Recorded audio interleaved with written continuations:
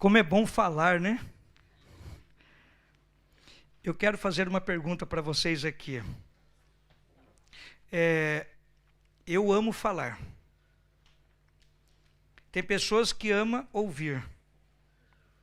Mas tem pessoas que não sabem falar e tem pessoas que não sabem ouvir. Aí eu quero perguntar para vocês: o que é melhor, falar ou ouvir? Então me ouçam. Vamos lá. Por favor, abram suas Bíblias, Mateus capítulo 5. Mateus capítulo 5.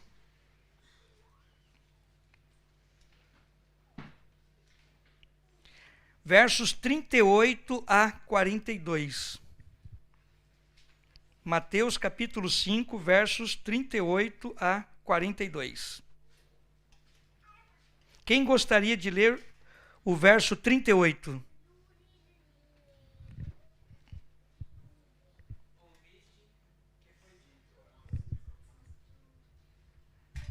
Microfone?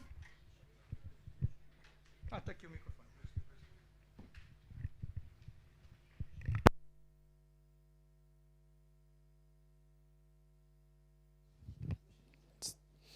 Ouviste que foi dito, olho por olho e dente por dente.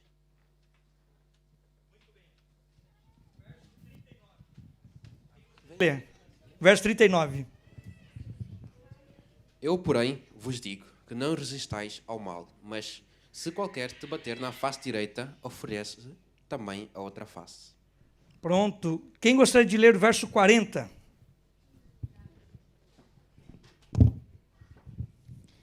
E ao que quiser pleitear contigo e tirar-te o vestido, larga-lhe também a capa. O verso 41. Quem gostaria de ler o verso 41? Essa jovem bonita aqui.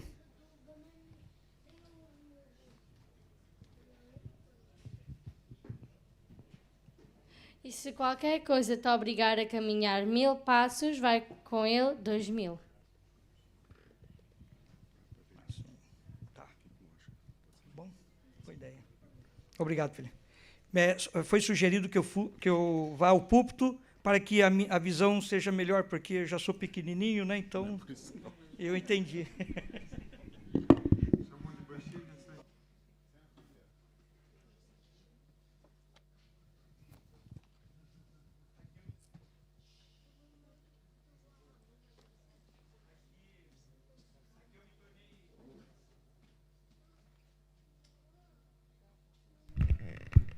Aqui eu me tornei menor ainda, né? Porque o púlpito aqui é alto. Agora o verso 42. Quem gostaria de ler?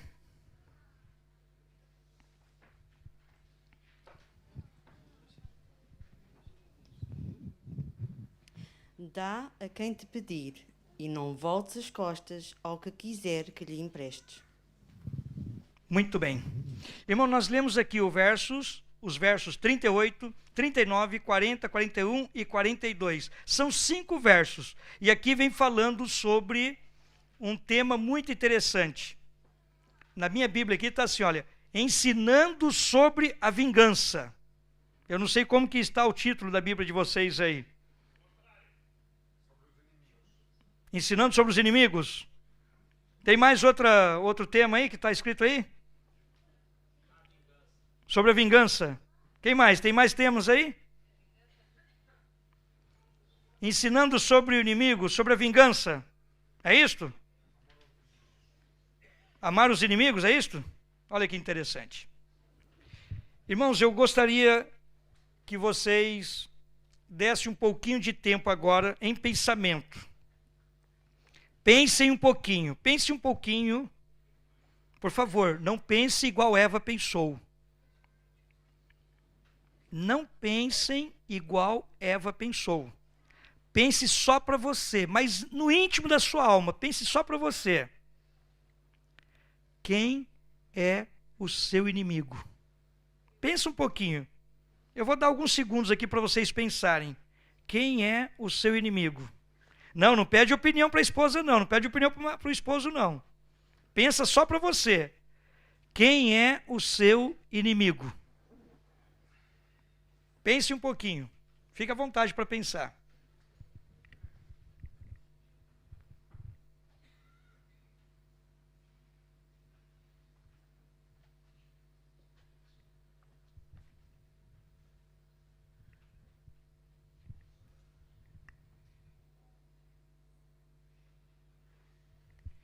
Eu acredito que vocês pensaram no diabo.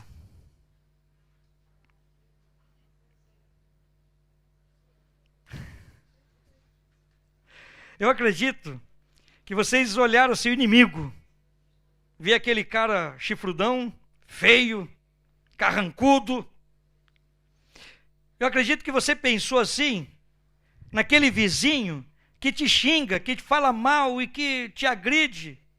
Eu acredito que você deve ter pensado em muitas e muitas pessoas que você acha que você deve vingar. Sim.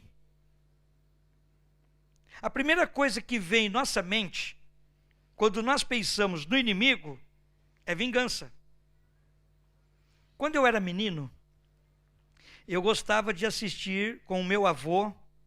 Eu fui criado com meus avós. Eu fiquei muito pouco tempo com os meus pais. Eu fiquei muito mais tempo com meus avós. E meu avô gostava de assistir filme de Bang Bang. E eu amava assistir filme de Bang Bang com ele. Tinha um horário específico na televisão que passava filme de Bang Bang. Rintintim era fichinha. Era faroeste. E olha, irmãos, no filme de Bang Bang tem o mocinho e tem o vilão, o bandido. E no filme de Bang Bang, na hora do tiroteio, para quem você está torcendo? Para o mocinho. E o que você quer que o mocinho faz com o bandido? Dá um tiro nele. Acerta ele. Pega ele. E é incrível que a nossa atenção ali na hora, você começa a tomar aquele partido, e começa a ver, e começa agora a querer vingança, matar. O pior da vingança é querer a morte. Então você olha para aquela pessoa, você olha para aquele personagem e começa a odiá-lo.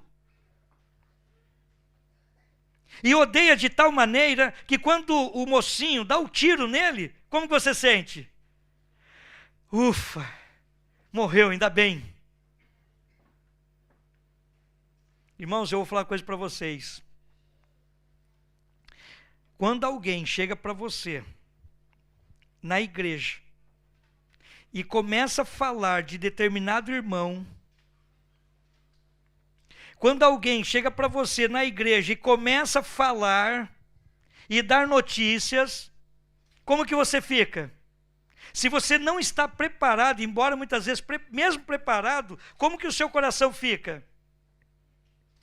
Pensando naquela pessoa, com qual espírito? De ódio, de raiva, de vingança. Muitas vezes a pessoa chega para você e fala assim: irmão, está vendo fulano de tal? E agora traz para você e descarrega, vomita em cima de você muitas palavras, muitas frases, muitas coisas que, olha, a Pena Inspirada diz que os anjos ficam boquiabertos. E agora você vai e começa a falar do teu irmão. E fala de tal maneira que, se fosse num filme de Bang Bang, o que você faria com essa pessoa? Daria um tiro. É porque ali está o mocinho e está o vilão. E você quer que o vilão seja vingado. E nós temos a tendência de querer que isto aconteça de que maneira?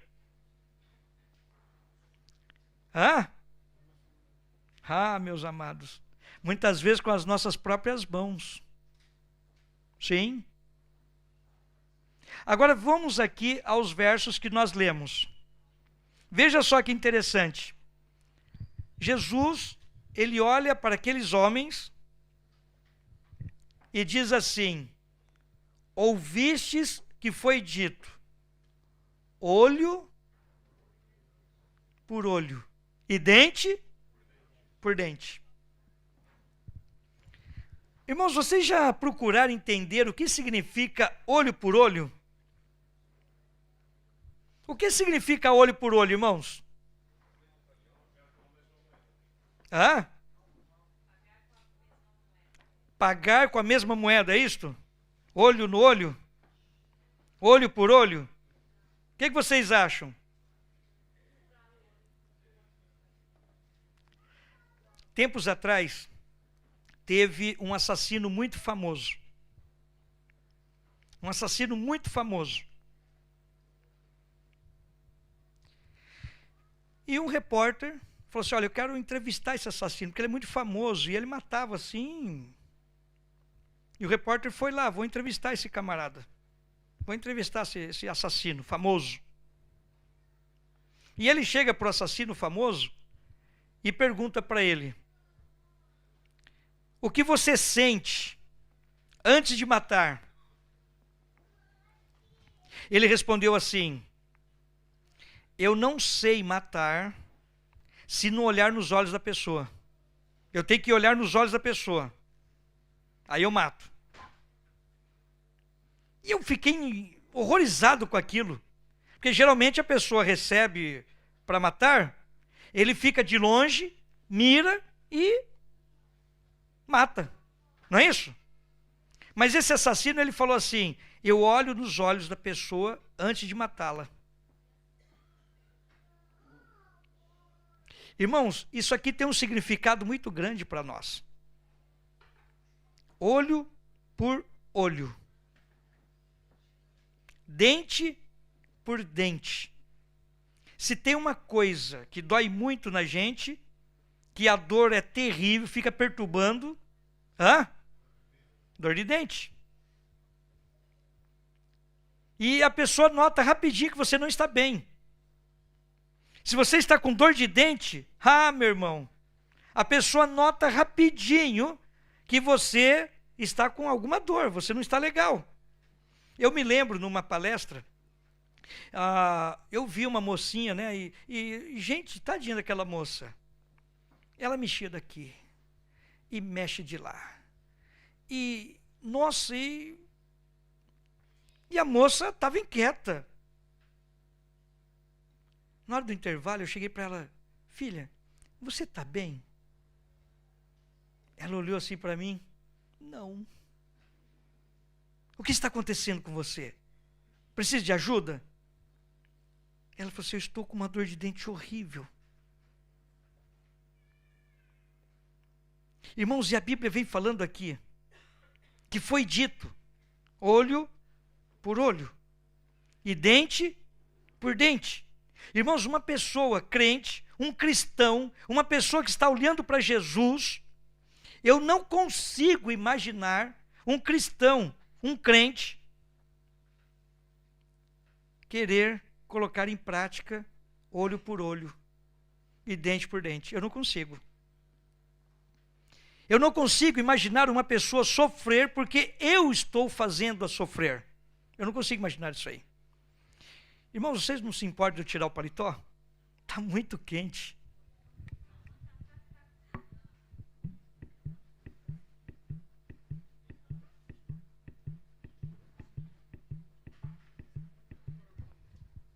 Obrigado. Então, veja só. Eu não consigo, como cristão, olhar para uma pessoa e vê-la sofrendo por minha causa. Eu não consigo. E eu falo para todo jovem, eu chego para ele e falo assim: olha, se tem uma coisa, meu jovem, que você deve tomar muito cuidado, se tem uma coisa que você deve cuidar muito, é de não fazer uma jovem sofrer por você. Não faça isso. Não brinque com os sentimentos de uma pessoa.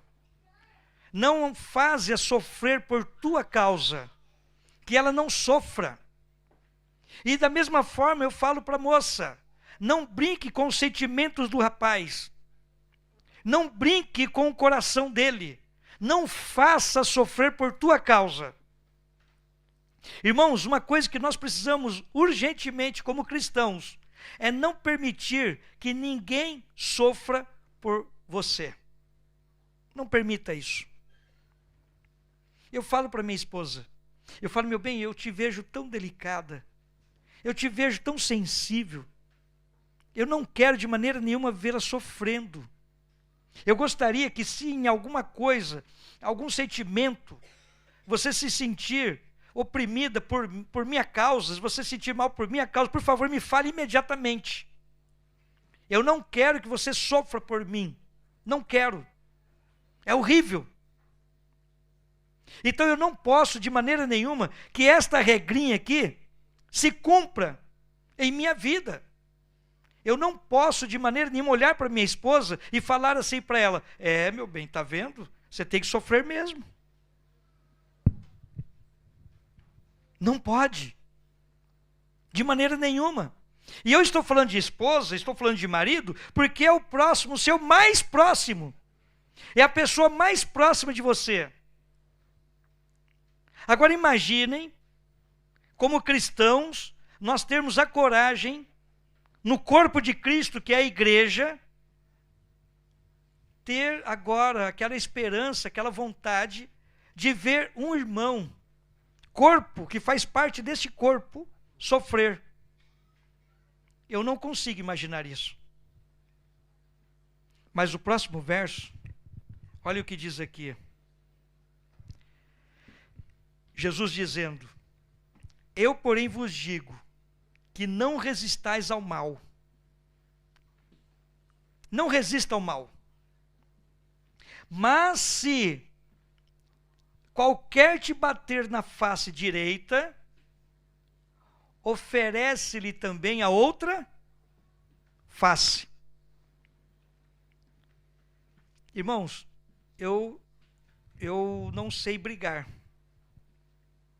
Eu não sei brigar. Então, se, por exemplo,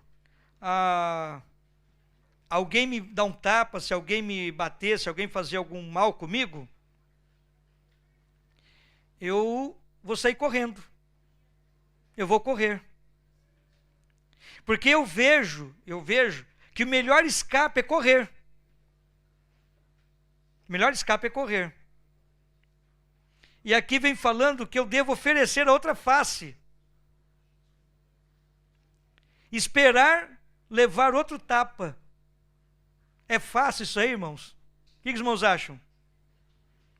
Aí eu pergunto para vocês, o que é esperar levar o outro tapa? Irmãos, esperar levar o outro tapa é andar a segunda milha. Exatamente andar a segunda milha. Sabeis por quê? Sabe de onde veio andar a segunda milha?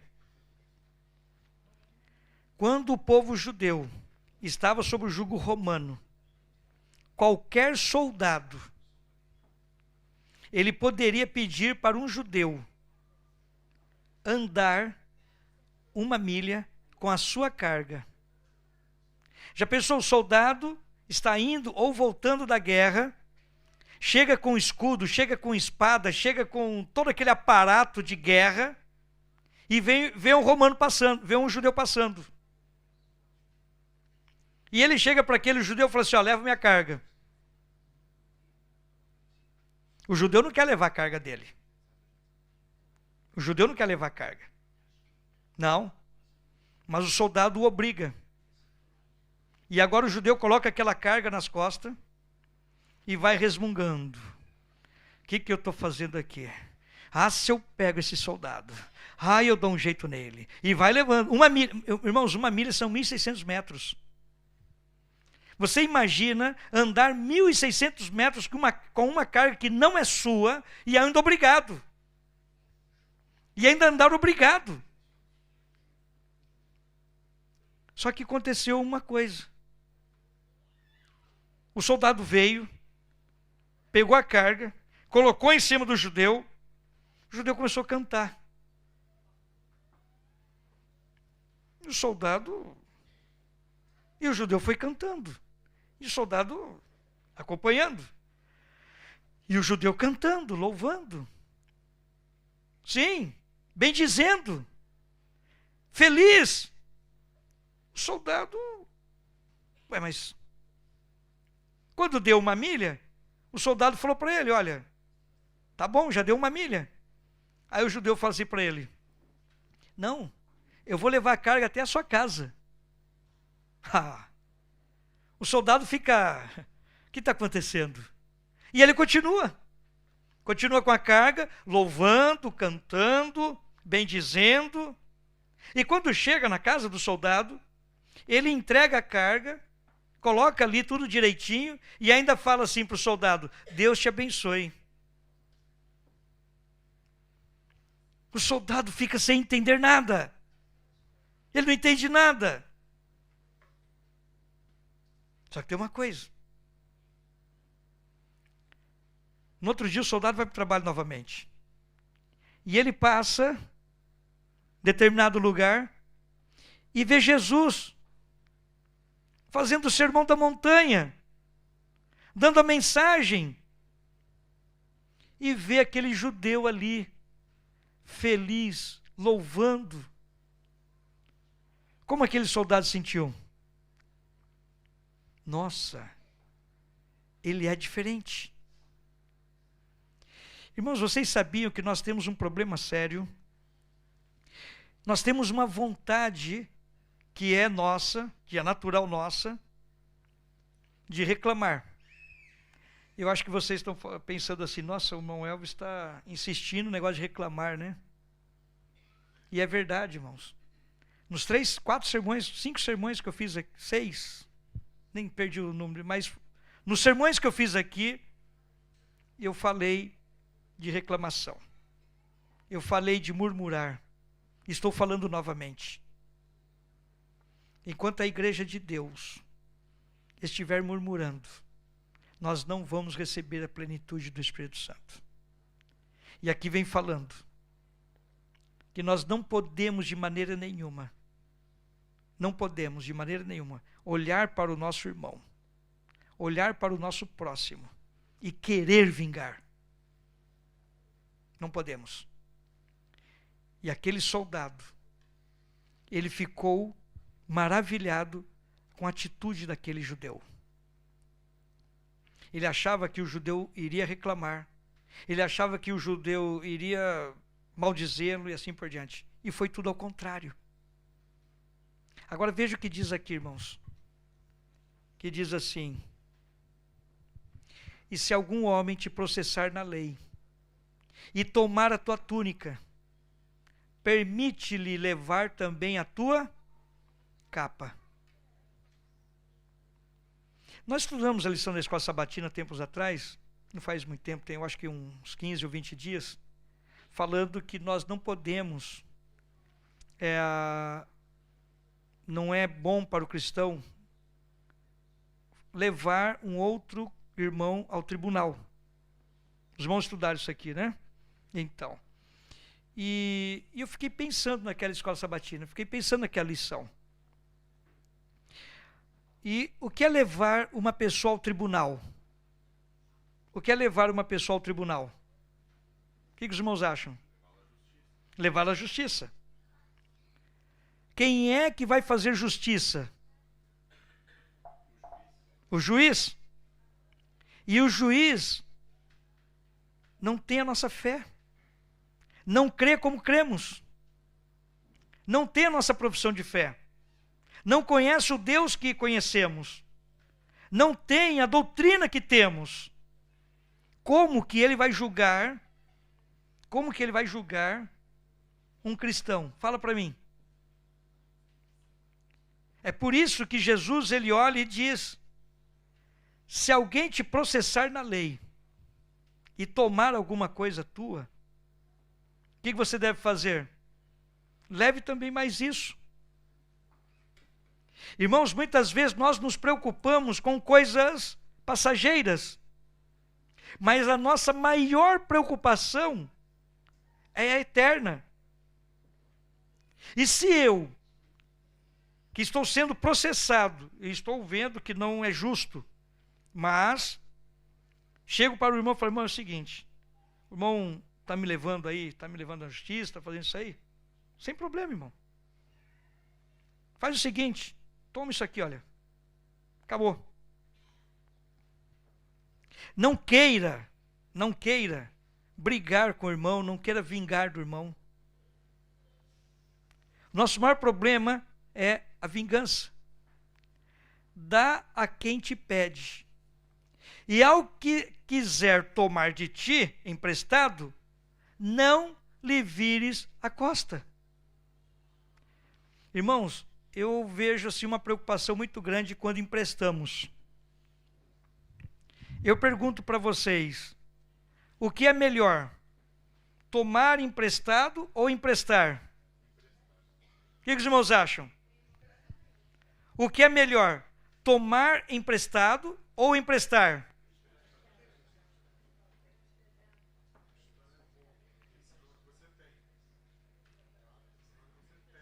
Melhor dar do que receber, né? Irmãos, vou fazer a pergunta novamente. O que é melhor? Tomar emprestado ou emprestar? Para quem está tomando emprestado, é o melhor. O problema é para quem está emprestando. Porque para quem está tomando emprestado, ele precisa. E infelizmente, quem está emprestando, o que ele faz? Ele não vê o caso dele precisar, ele vê o retorno. Vocês estão percebendo? Então, quem está tomando emprestado é porque realmente ele precisa. Agora, quem está emprestando está preocupado com o retorno. E na igreja, nós devemos tomar muito cuidado. Devemos tomar muito cuidado. Porque se eu empresto, o que eu quero? Receber de volta. De que maneira? Ah, meus amados, geralmente não é justo. Geralmente não é com justiça. Como que nós pegamos a volta? O irmão estava apurado. A geladeira vale 200. Ele estava apurado. Eu dei 50 e ajudou ele. Mas quem é que foi beneficiado? Ele estava apurado. Os juros no banco é 1%.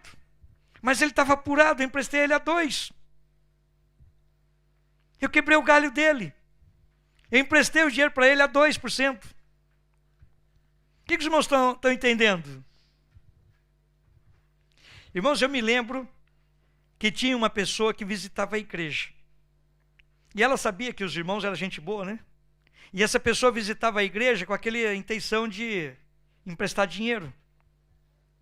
E vez ou outra, cada final de mês principalmente, essa pessoa estava na igreja. E aí, tudo bem e tal, né? Aí quem estava devendo para ele era um pesadelo. Mas para quem queria pegar emprestado, nossa, que legal, o irmão chegou. Ufa! Vocês estão percebendo?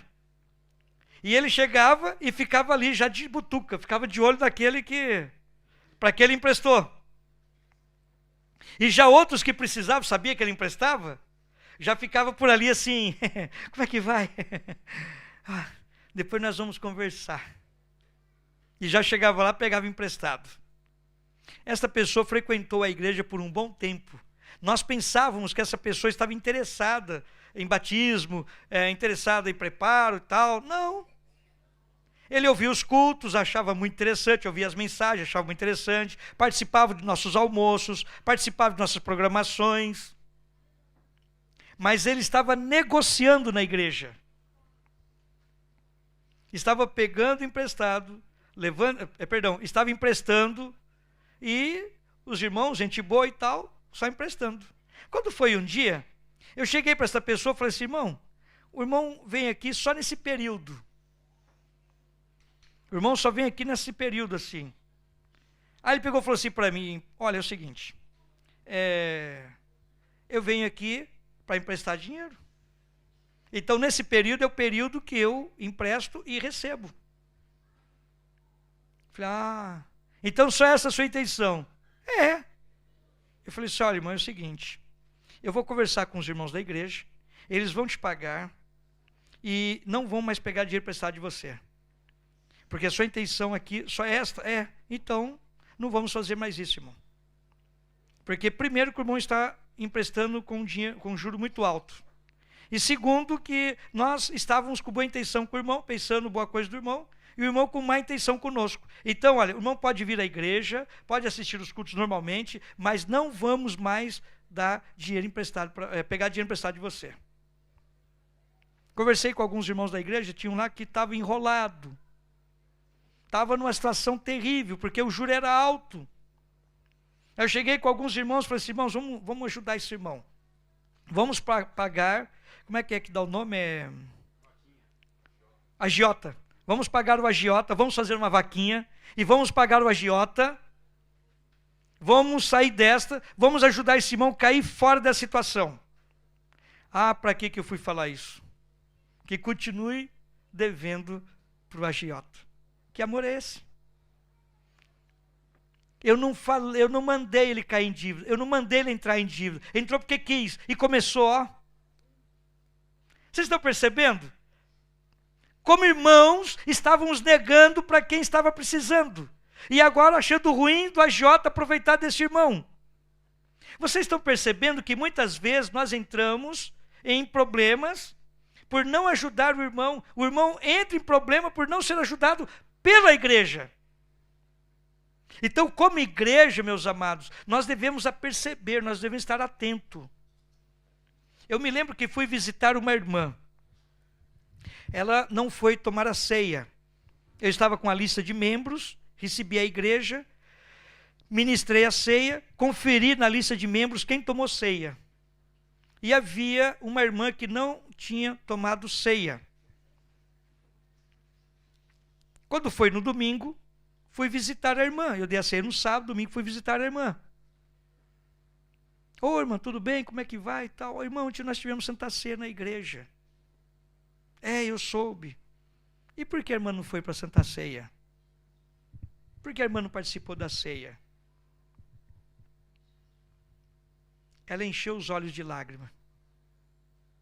E falou assim, porque eu devo muito dinheiro para o fulano de tal.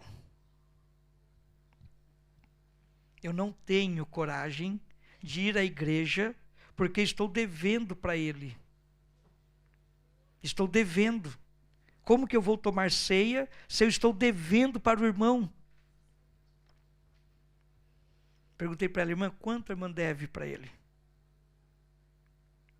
Ela falou assim para mim, 5.000 reais. É muito dinheiro.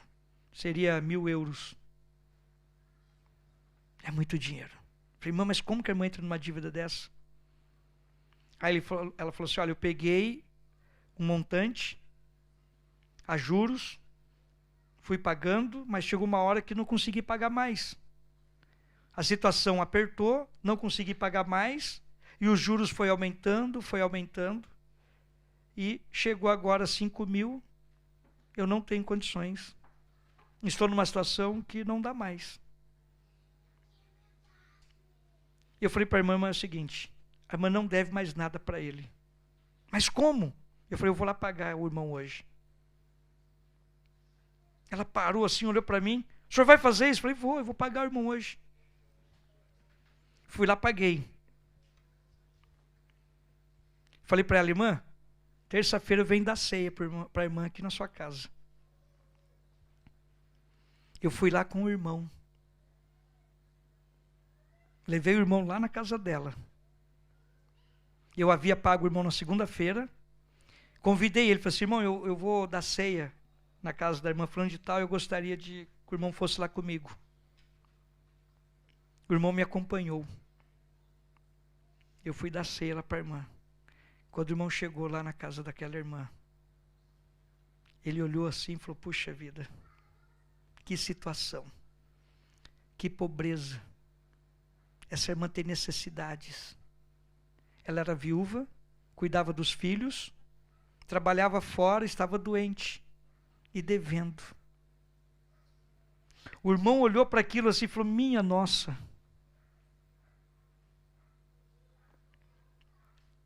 Ele pegou o dinheiro e falou assim para a irmã: o dinheiro é seu. Quanto a irmã devia para aquele irmão? Quanto eu paguei para ele? E o que ele fez com 5.000? Irmãos, aquela irmã, ela não sabia como agradecer. Ela chorou profundamente de alegria. Irmãos, nós precisamos tomar alguns cuidados. Nós precisamos ligar para o nosso irmão, ligar para a nossa irmã. Como você está? Faz uma visita. Marca um horário aqui, a pessoa tem que marcar horário para visitar, né? Marca um horário. Olha, eu gostaria de visitar o irmão. Eu gostaria de visitar a irmã. Marca um horário. Vai lá, canta um hino. Faça uma oração. Olha. Dá uma olhadinha. Infelizmente, hoje, nós criticamos nosso irmão, mas nós não sabemos o que ele está passando dentro da alma. Nós não sabemos a situação que a pessoa está. Nós não sabemos o que está acontecendo com o irmão. Mas a gente vê ele com aquele vestidinho, ou ela com aquele vestidinho batidinho, surrado. Só tem aquele vestido para conferência. Só tem aquela roupinha para conferência. E a gente ainda fala: nossa, para com isso. Visite. Troca uma conversa. Ora com a pessoa. Deu 5.000. Irmãos, muitas vezes a pessoa está precisando de dinheiro. Muitas vezes a pessoa está precisando de alimento. Muitas vezes a pessoa está precisando de uma conversa. Sim, uma oração. Vai lá. Vai na casa. Liga. Irmão, irmã, posso te fazer uma visita? Sim. O que vai acontecer, meus queridos? O que vai acontecer com a igreja? Vai parar de esperar pelo obreiro. Vai parar de esperar pelo pastor. E vai agir. Vai trabalhar. Irmãos, eu fui transferido para uma igreja. E cheguei lá. Nossa, os irmãos fizeram uma festa para me receber. Precisa ver que coisa linda. Prepararam comida, prepararam o púlpito, fizeram uma coisa inédita, uma coisa linda para me receber.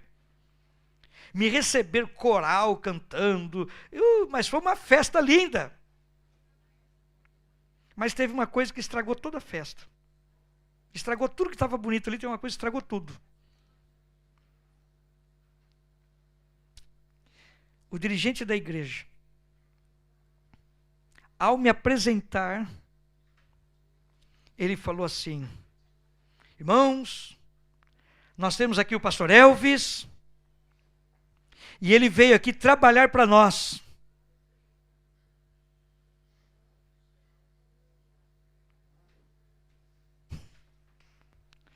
Puxa vida, na minha apresentação, podia ser outro horário, né? Ele veio aqui trabalhar para nós.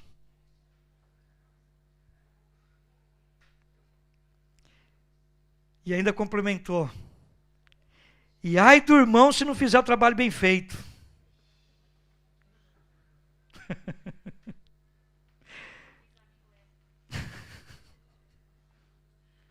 Tendo amigo assim, não precisa de inimigo. Irmãos, na hora que ele me deu a palavra, eu peguei, abri em Mateus capítulo 5. Presta muita atenção.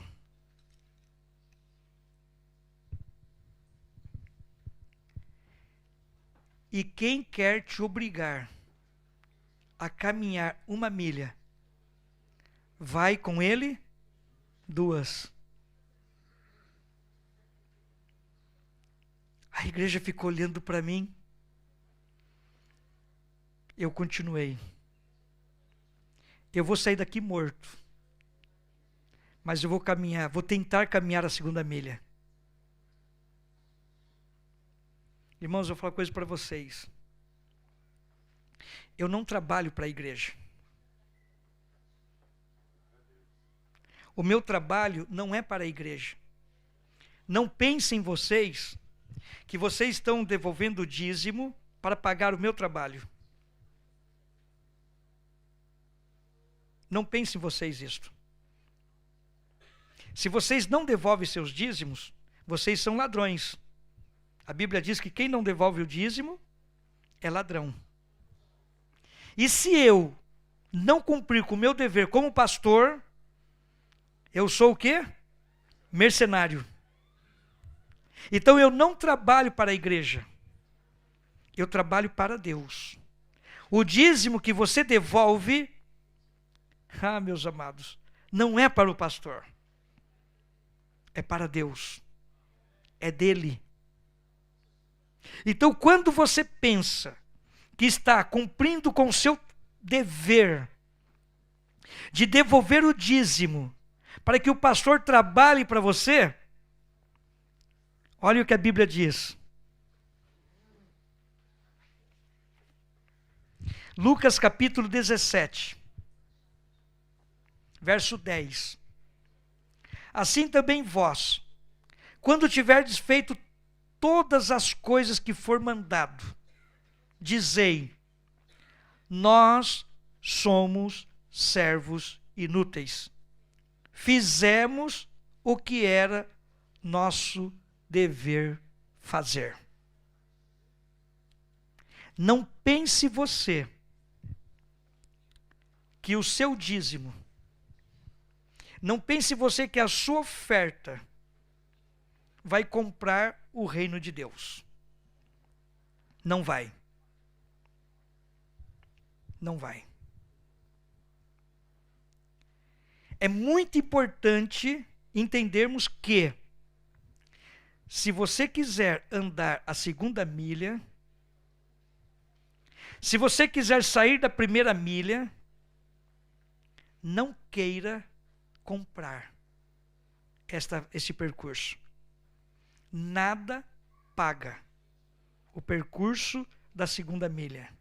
Enquanto você está na 1ª milha, você está cumprindo com o seu dever. Você está fazendo aquilo que foi imposto a você fazer. Enquanto você está na 1ª milha, você está fazendo exatamente o que deveria fazer. Mas isto não é suficiente. Porque a ordem de Cristo é que você deva andar a 2ª milha. Aí eu pergunto para vocês, como fazer isto? Como andar a 2ª milha? Nós já falamos aqui, se leva um tapa de um lado do rosto, vê o outro. Se tomar a capa, dê a outra. Se te levar para a justiça, não te vingues. Se fizer alguma coisa que te ofendeu, perdoe. Mas o que é? O que é a 2ª milha? Como eu andar a 2ª milha? Irmãos, a 2ª milha é aquela que eu faço, além de fazer por amor, além de fazer porque deveria ter sido feito, a 2ª milha é aquela que eu faço porque eu quero fazer. É por isso que é muito importante para nós orar a Deus e pedir a Ele: Senhor, me ajude a querer. O que queres que eu faça? Tudo que eu queira fazer, Senhor, que eu faça segundo a sua vontade. A 1ª milha eu estou fazendo, reclamando, murmurando, chateado. Mas a segunda milha eu quero fazer agradecido. E tem um verso muito conhecido na palavra de Deus. Um verso muito importante. Olha o que esse verso diz. Colossenses, capítulo 3, verso 15.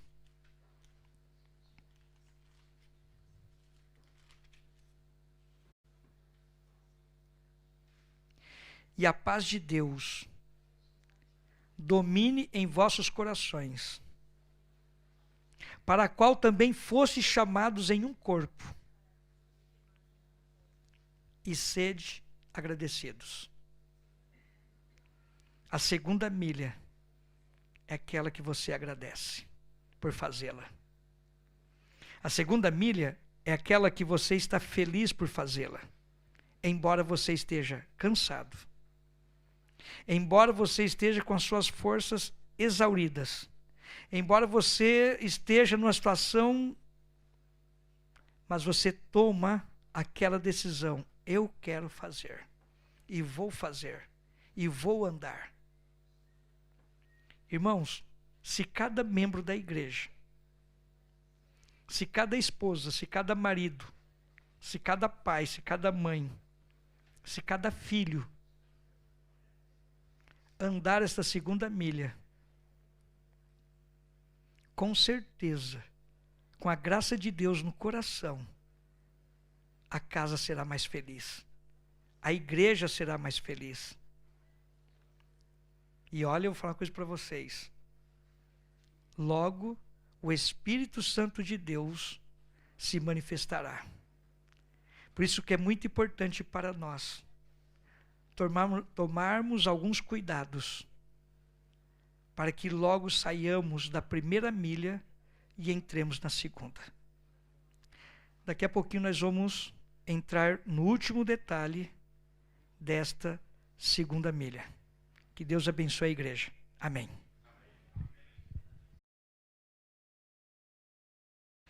Irmãos, haviam 2 discípulos que estavam a caminho de Emaús. Os discípulos estavam conversando a respeito de Jesus. E o coração deles ardiam. E eles preocupados. E um viajante se aproxima e conversa com eles. Do que vocês estão falando? Qual é a conversa de vocês? A respeito de que vocês conversam? Tempos atrás, estávamos num congresso de jovens. Jovens animados, jovens... Precisa ver, um evento muito bonito. E os jovens tinham um código. Eles tinham um código entre si. O código era o seguinte: Croácia. E eu ouvi aquilo, falei, que negócio é esse? Um jovem chegou para outro e deu uma cutucadinha assim. Croácia. Aí eu... Daqui a pouco, eu vi um outro jovem chegar assim. Croácia. Que negócio é esse? Croácia. Eu estou no Brasil. Era o congresso de jovens no Brasil. No interior do estado de São Paulo, em Mogi das Cruzes.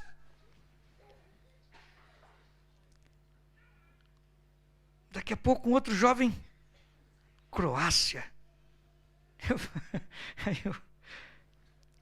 Eu não aguentei. Já falei para vocês que eu sou curioso. Aí eu cheguei com o jovem, Croácia. Aí o jovem levou um susto assim. Ué, pastor, até o senhor?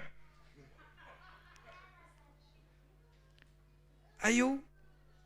Ué, mas... Vocês estão falando Croácia, aí eu... Croácia. Irmãos, era um domingo à tarde. E o evento de jovens, aquele ânimo, aquela força e tal. E Croácia daqui, Croácia de lá. E eu cheguei para o jovem e falei assim, Croácia. Irmãos, olha, eu vou falar uma coisa para vocês. Naquele dia, o Brasil ia jogar com a Croácia. Ia ter um futebol. Eu não sabia disso. Jogo do Brasil e Croácia. Futebol. E os jovens estavam ali naquele retiro, naquele evento,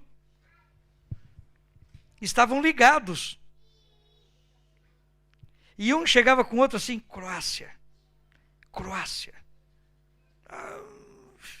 Que negócio esquisito é esse?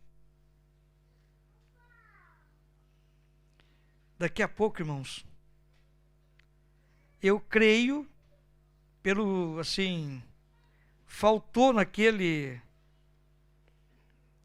faltaram, né? Mais ou menos 25 jovens. 25 jovens. Foram saindo, estávamos num sítio, longe da cidade, e eles saíram a pé. Saíram a pé do sítio para a cidade. Para assistir o jogo do Brasil e Croácia. Irmãos, e o retiro ali. Aquele ânimo, aquela coisa e tal. E sentimos a ausência de 25 jovens. A palavra de Deus nos diz que aqueles 2 discípulos estavam a caminho de Emaús, falando a respeito de quem? De Jesus. E nesse episódio deste congresso, deste evento, os discípulos estavam no evento. Perdão, os jovens estavam no evento. Estavam participando do evento. Mas a respeito de que eles estavam falando?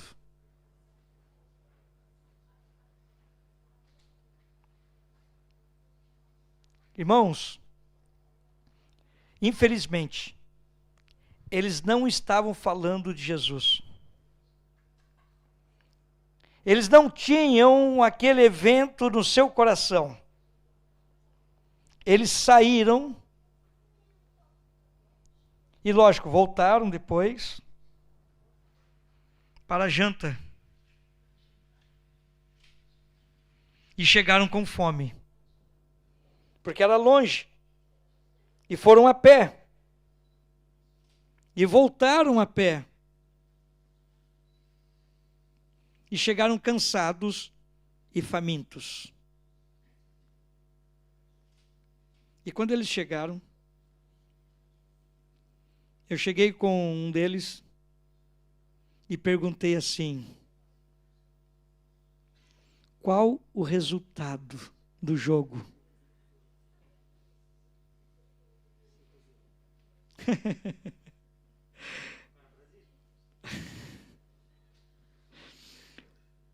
O jovem olhou para mim e falou assim: tem certeza que o senhor quer saber?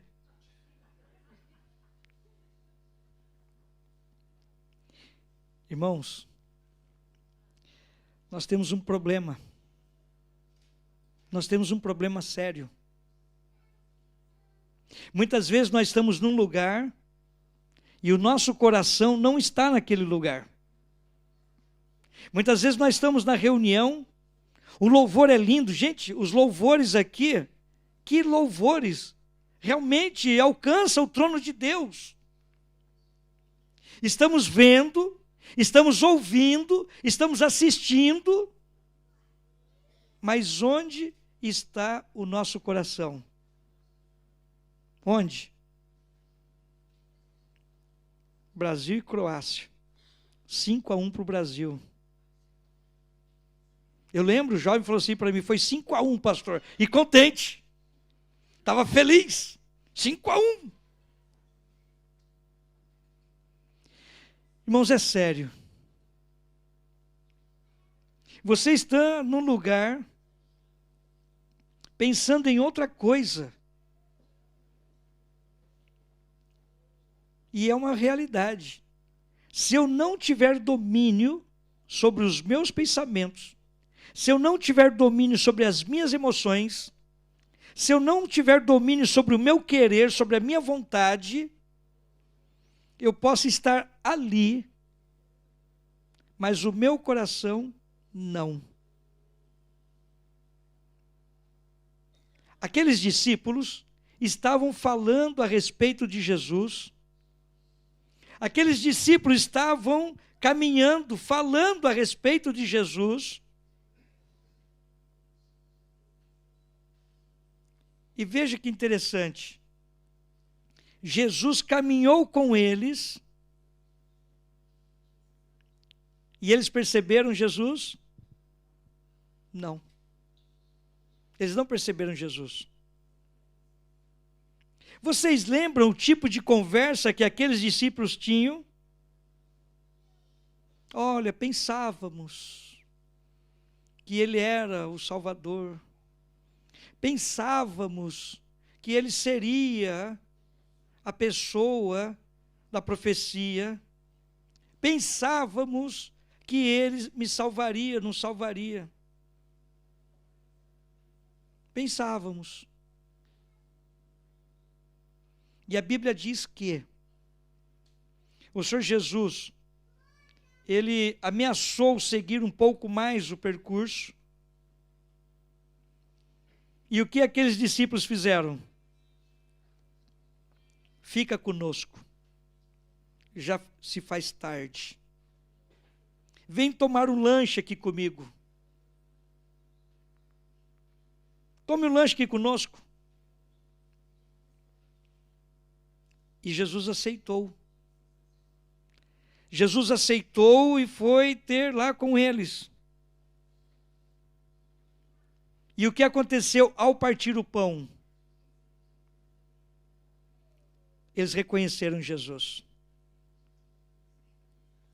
Irmãos, o pão da vida é repartido a nós diariamente, quando abrimos as Escrituras. Se nós praticarmos em nossa vida, compartilharmos deste pão diariamente, se nós tivermos prazer em estudar a Bíblia, os nossos periódicos, as lições, os testemunhos, se nós tivermos o prazer em examinar as Escrituras, nós reconhecemos Jesus. Nós comungamos com Jesus. Porque aqueles jovens estavam num congresso espiritual, estavam preocupados com o jogo de Brasil e Croácia, porque eles tinham pouca comunhão com Cristo. Pouca comunhão com Cristo. A nossa comunhão com Deus deve ser constante. A nossa comunhão com Deus deve ser sem restrições. Eu não posso condicionar, eu não posso criar barreiras para ter comunhão com Deus. Olha, se eu ganhar na loteria, eu vou fazer isso para a igreja, fazer isso para aqui. Eu lembro uma pessoa que chegou para mim, veja que interessante, um senhor já de idade. Ele chegou para mim e falou assim: pastor, o que o senhor acha de apostar na Mega Sena? Como que é aqui em Portugal? O que é a aposta aqui? Como que é? Euromilhões ou Totoloto? Totoloto, Euromilhões, é isso aí? Então, aí ele chegou comigo: o que o pastor acha de apostar? Aí eu perguntei para ele: mas por que você está me fazendo essa pergunta? Não, porque eu tenho boas intenções. Se eu ganhar no Euro Milhões aí, se eu ganhar, eu vou construir igreja, eu vou fazer isso, vou ajudar os pobres, mais aquilo. Mas ele tinha tantas boas intenções. Aí eu olhei para ele e falei assim, irmão, é o seguinte, a Bíblia te responde se você pode ou não jogar na loteria. E ele falou, tem na Bíblia? Tem, sim. Mateus 7,12. Mateus capítulo 7, verso 12. Ele imediatamente pegou a Bíblia.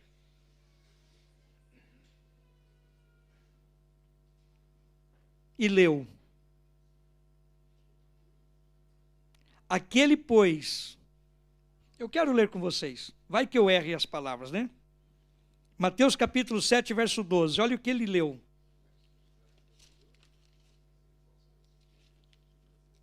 Sim.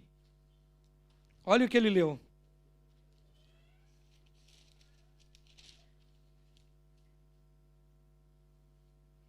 Portanto, todas as coisas que vós quereis que vos façam os homens, fazei-o também a eles, pois esta é a lei e os profetas. Você quer ganhar na loteria? Sim. Então você vai torcer para que todas as pessoas que apostaram ganhem. Aí ele pegou, olhou para mim e falou assim, mas aí não vale. Porque se todas que apostaram ganharem, o que vai acontecer? Vai ter seu dinheiro de volta apenas, e já descontados os impostos que o governo cobra. Não, aí não vale. Eu falei, irmão, então está errado. Porque muita gente vai ter que apostar para você ganhar sozinho. Olha que egoísmo. Ele ficou olhando assim para mim. Irmãos, imaginem o nosso egoísmo. Olha, eu quero ganhar porque quero fazer o bem. Eu quero investir nisso, investir naquilo e tal. E lógico, ele também queria para ele. Mas para que ele ganhe, muitas pessoas têm que perder. E a Bíblia diz aqui ao contrário. O que você quer para você, você tem que também desejar para o teu próximo. Então, se você vai apostar na loteria, se você vai apostar no jogo, você vai ter que apostar para que o outro ganhe. É isso que você quer? Não, eu quero eu ganhar. Falei, então, meu irmão, então está errado, então é pecado. Vocês estão percebendo? Apostar para que outro ganhe. Você, por exemplo, vê no estádio de futebol, né, tem alguns jogadores que creem, né? Ele chega lá, faz o sinal da cruz, faz uma oração e tal. Só que do outro time, tem aquele também que faz o sinal da cruz, faz oração. E agora? O que vocês acham? Irmãos, lá no Brasil tem uma igreja que tem o ringue dentro da igreja. Que tem mesas de apostas dentro da igreja. E um dia o pastor foi entrevistado. Escuta, como que é esse negócio aí? Ele falou assim, olha, a igreja está perdendo muitos jovens. Então a gente está colocando aquilo que o jovem gosta dentro da igreja. O jovem gosta de luta livre, de ringue, de boxe, então tem dentro da igreja. O jovem gosta de apostas, gosta de jogos e tal, tem dentro da... Irmãos, e sem exagero, dentro da igreja. Dentro da igreja. E outra coisa, o pastor está pregando aqui, as mesinhas estão ali. E pessoas servindo ali o refrigerante, servindo ali um suco, servindo um biscoito, servindo alguma coisa. E o pastor pregando. E todo mundo amém. E todo mundo achando aleluia, glória. Aí eu pergunto para vocês, que tipo de conversa você está tendo? Que tipo de assunto você tem numa situação dessa? O pastor lá falando, Jesus salva, e você apostando aqui, amém. Ó, eu ganhei isso aqui, a rodada aqui, ó. O pastor falando, glória a Deus, e o outro dando soco na cara do outro aqui no ringue, dentro da igreja. Irmãos, eu não estou exagerando. Quem quiser conferir isso daí, vai lá no YouTube. Confira. Agora veja só que coisa. Vocês ficaram horrorizados com isso, não é verdade? Eu fiquei horrorizado. Eu fiquei indignado. Eu falei, gente, isso não pode. Como? Não tem condições. Mas, irmãos, esse costume também quer entrar na nossa igreja. Sim, esse costume quer entrar na nossa igreja. Aí você, mas pastor, não tem nenhum ringue aqui. Não precisa. Você pode desentender com seu irmão ali, brigar com ele. Não precisa de ringue. Você se desentende com seu irmão ali em negócios. Não precisa de mesa de jogo. Vocês estão percebendo? Esses costumes querem entrar na igreja, só que de uma maneira diferente. Sim. Irmãos, nós devemos tomar muito cuidado de não permitir que a nossa igreja seja um centro social apenas. Infelizmente, nós temos uma tendência grande de fazer de nossa igreja um centro social. Sim, vou lá encontrar com os irmãos, vou lá visitar fulano, eu estou com saudade. Aí vai lá encontrar na igreja. Isso é muito bom, não é verdade, encontrar os irmãos na igreja? Mas não é só isso. Não é só isso. Irmãos, qualquer adoração que eu presto a Deus, que não é de acordo à vontade dEle, olha, eu estou apenas tendo uma sociabilidade na igreja. Uma religião formal. Uma religião barata. Uma religião que não nos liga a Cristo. Não nos liga ao Salvador. Não nos transforma, mas aquela religião legal. Que legal ir à igreja. Isso é muito bom.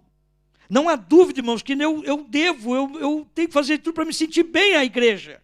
Eu tenho que me sentir bem de vir aqui. Sim. Só que, por outro lado, ao chegar aqui, eu preciso receber o que de Deus? Mensagem de transformação, mensagem de conversão, mensagem de mudança, mensagem que me ajude a me aproximar do céu, me aproximar como irmãos, me aproximar de Cristo. Mas quando nós deixamos somente para o lado social, meus amados, é um problema. Gera um problema sério. Ou eu estou aqui ligado com Cristo, ou eu estou aqui, continuo aqui, mas com pensamento em outro lugar. Eu costumo comparar isto com um casamento. Você está casado com a sua esposa, você está casada com o seu marido, mas o pensamento está noutro ou outra. Sim, já peguei alguns casos que, olha, e é complicado isso daí.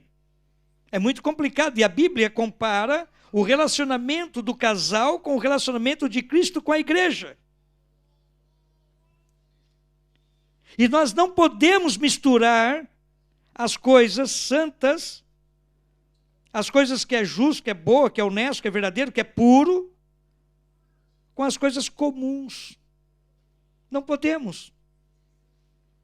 Irmãos, eu fico horrorizado de uma pessoa que conhece o princípio, conhece a doutrina, sabe o que é certo, sabe como que é a doutrina da igreja,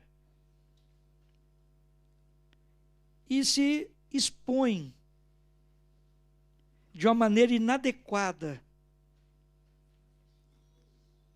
Irmãos, eu não estou falando apenas da roupa, mas através das conversas, através do comportamento nas redes sociais. Um cristão, uma cristã, se expor de uma maneira inadequada com os nossos princípios. Será que está cumprindo com esses jovens, com estas irmãs, com esses irmãos, com este idoso? Sim. Pessoas idosas dando mau testemunho nas redes sociais. Que alguém pode falar assim, os jovens. Não. Não. Tem pessoas de idade dando mau testemunho nas redes sociais. Como pode?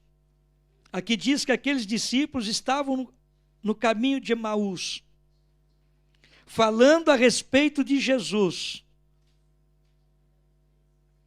Como está o seu caminho? Como membro da igreja? Sim, meus amados. Você já perguntou isto? Como está seu caminho? Como está seu percurso como membro da igreja?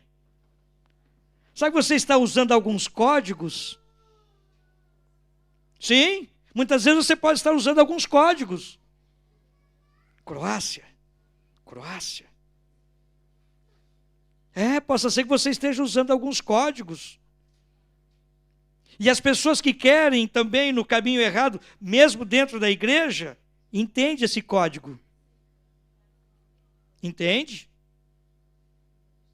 E quando alguém chama atenção, olha, irmão, seu comportamento não está legal. Irmão, olha, isso aqui não é bom, isso aqui não é certo. Aí, primeira coisa que você fala, mas e fulano? E fulana? Primeira coisa, é automático. É a primeira coisa que vem na mente, é a primeira coisa que vem na boca. E você já fala imediatamente, e fulano? E fulana? É automático. Parece que a gente tem aquela vontade de voltar ao costume de Adão. Voltar ao costume de Eva. Nós temos essa tendência e queremos voltar a esse costume. E estamos aqui dentro, estamos na igreja, querendo voltar aos costumes do mundo. Queremos seguir os costumes do mundo.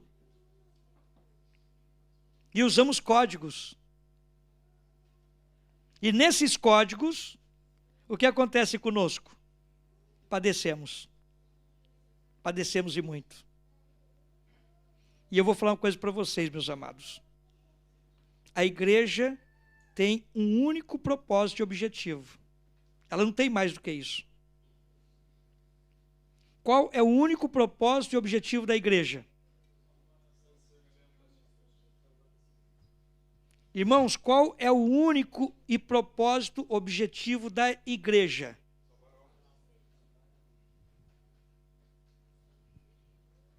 Prestem muita atenção, meus amados. Qual é o único propósito da igreja?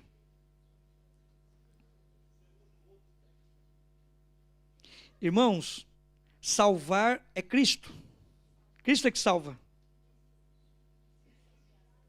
A função da igreja é refletir a Cristo, testemunhar a Cristo. A função da igreja é viver Cristo na sua vida, no seu coração. E aqueles discípulos, ao identificar Jesus, esqueceram que estava com fome. Esqueceram que estavam com fome. Esqueceram que era um grande percurso a fazer. Esqueceram de tudo. E saíram correndo para testemunhar de Cristo. Irmãos, nós precisamos urgentemente deixar as coisas que para trás ficam. Deixar todo o embaraço e o pecado tão de perto nos rodeia. deixar os costumes do mundo, deixar as nossas tendências, deixar as nossas coisas que nós gostamos e que muitas vezes achamos necessárias para testemunhar do amor de Cristo. A única função da igreja é essa. Não queira salvar a alma. Quem salva é Cristo. Não queira converter a alma. Quem converte é o Espírito Santo. Não queira transformar a alma. Isso não pertence a mim. O que pertence a mim é testemunhar do amor de Cristo. Aqueles jovens estavam com aquele código Croácia. Sabe o que eles nos contaram?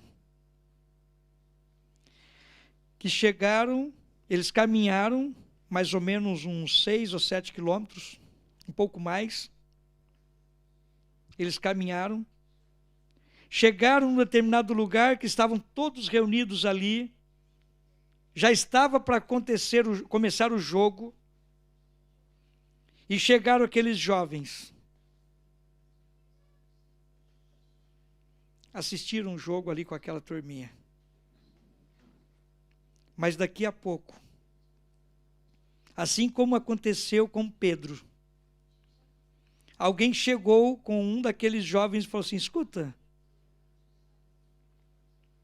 vocês não são daqui. Aí o jovem já ficou assim: não somos daqui.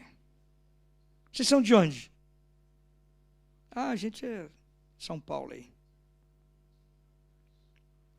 Chegou a pessoa e falou assim: vocês estão no congresso de jovens aqui, está tendo ali no sítio ali? Foi bem direto. Vocês estão no congresso de jovens que está sendo realizado naquele sítio ali? Irmãos, sabe o que esse jovem falou para mim? Pastor, eu morri de vergonha. Eu morri de vergonha. Eu não sabia o que falar para a pessoa. Porque ela perguntou: vocês estão no congresso? Irmãos, presta muita atenção. Se eles estivessem fazendo uma compra ali, comprando alguma coisa, e logo voltaria para o sítio, alguém perguntasse isso para eles, o que eles falariam? Sim, estamos lá, vamos lá assistir, você está convidado. Mas na situação que eles estavam, o rapaz falou assim para mim: pastor, eu não sabia o que falar. Eu fiquei mudo. Eu fiquei com vergonha. Eu fiquei com vergonha da pessoa perguntar para mim se eu estava no congresso de jovens. Quer dizer que eles sabiam que havia um congresso de jovens. Em vez de eu estar ali oferecendo um folheto, convidando para eles participarem do congresso de jovens, eu estava testemunhando ao contrário. Eu estava dando um testemunho ao contrário. Eu fiquei morrendo de vergonha, esse jovem me falou. Irmãos, percebam a importância que tem um crente. Percebam a importância que tem um jovem. Jovens, querendo ou não, você é uma testemunha do amor de Cristo em sua vida. De mais idade, querendo ou não, você é uma testemunha do amor de Cristo em sua vida. Criancinhas que estão crescendo, querendo ou não, vocês são testemunhas do amor de Deus em sua vida. Não queira de maneira nenhuma permitir que esta luz que há em ti se torne trevas. Não permita. Não permita que esta luz, não permita que esta grande luz se torne em trevas. Porque a palavra é clara. Jesus falou assim: se a luz que há em ti, como que diz o verso, irmãos? Se a luz que há em ti, Irmãos, se a luz que há em ti se tornarem trevas, quão grandes serão essas trevas? Por que grandes? Porque onde aquela luz deveria estar brilhando, o que ela está fazendo? Está apagada. Está ao contrário. Está ofuscando. É ofuscando que fala? Sim. Irmãos, aqueles discípulos, eles saíram correndo para testemunhar de Jesus. Eu acho interessante a expressão bíblica. A Bíblia diz assim, olha que interessante.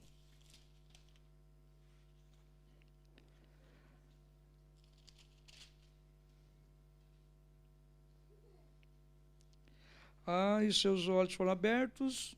Está aqui. E eles disseram um para o outro, não ardia o nosso coração? Lucas capítulo 24, verso 32. E eles disseram um ao outro, não ardia o nosso coração enquanto ele falava conosco no caminho, e quando ele nos abria as Escrituras? Queridos jovens, permita que o seu coração também venha a arder. Mas para que isso aconteça, abra as Escrituras. João 5,39 diz assim, examinai as Escrituras, porque elas dão testemunho de mim. Assim disse o Senhor Jesus. Para que o seu coração venha a arder, para que o seu coração venha a sentir prazer, para que o seu coração sinta bem na igreja, para que você, estando aqui, esteja de coração, abra as Escrituras. Esteja em comunhão. Irmãos, os discípulos agora testemunhando de Cristo, eles foram bem claros. Aqui diz, nosso coração ardia. E as Escrituras foram abertas. E na mesma hora, levantaram-se e retornaram para Jerusalém. E encontraram os 11 reunidos, e os que com eles estavam. E agora olha que testemunho. Até então eles tinham dúvidas. E agora eles testemunham. De fato, o Senhor está ressuscitado. E apareceu a Simão. E eles contaram que coisas tinham acontecido no caminho e como o reconheceram no partir do pão. Meus amados, Jesus está ansioso. Jovens, Jesus está ansioso. Ele está ansioso para que você abra as Escrituras. Ele está ansioso para que você examine as Escrituras. Ele está ansioso para que o seu coração venha arder com um desejo, com aquele desejo de testemunhar o amor de Cristo em sua vida. Esse é o desejo de Jesus. Queridos jovens, queridos irmãos, permita que isto aconteça no seu coração, na sua vida. Irmãos, por favor, examinem as Escrituras. Olhem para Jesus. Não tirem de maneira nenhuma o seu olhar para Jesus. Não tire o seu olhar de Jesus. Pense em Jesus, fale sobre Jesus. E olha, eu vou falar uma coisa para vocês. Não se cansem. E se sentirem cansados, mesmo sentindo cansados, por favor, não parem de testemunhar do amor de Cristo. E quero falar mais uma coisa para vocês. Aqueles discípulos, Eles estavam andando a sua primeira milha. Mas quando se depararam com Cristo, ao partir do pão, eles andaram a segunda milha. E como eles andaram essa segunda milha? Irmãos, eu fico assim, feliz em ler isso daqui. Imediatamente, voltaram saltitando de alegria, voltaram felizes e rápidos, testemunhando de Cristo. Irmãos, a nossa segunda milha é testemunhar o amor de Deus em nossa vida. A nossa segunda milha é a nossa comunhão com Deus. A nossa segunda milha é aquilo que nós damos a Deus, porque queremos dar com vontade, com amor, com gratidão. Ande a segunda milha e fique tranquilo. Ao andar a segunda milha, quem anda conosco? Cristo está conosco. Irmãos, que Deus abençoe os jovens, abençoe as crianças, que Deus abençoe as famílias, que Deus abençoe os casais, os pais, os filhos, que Deus abençoe a sua igreja, para que venhamos andar com prazer esta segunda milha. Que Deus nos abençoe e nos guarde. Amém.